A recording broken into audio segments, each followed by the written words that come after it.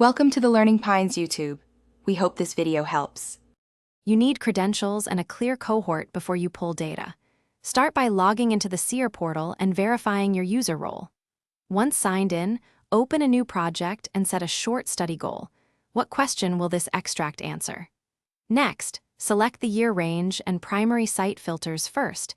These narrow the dataset dramatically and speed queries. Make sure to record the exact variable list you'll export, so the downstream analysis stays consistent and reproducible.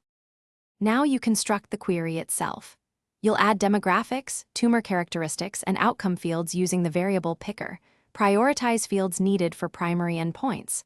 Once fields are set, apply inclusion and exclusion filters, age cutoffs, behavior codes, and missing data rules, and preview the case counts to confirm scope.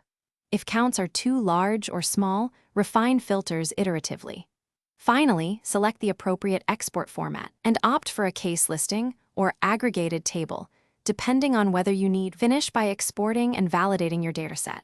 You'll download the file and immediately check that row counts equal the previewed numbers and that date ranges and key fields look sensible. Run quick QA.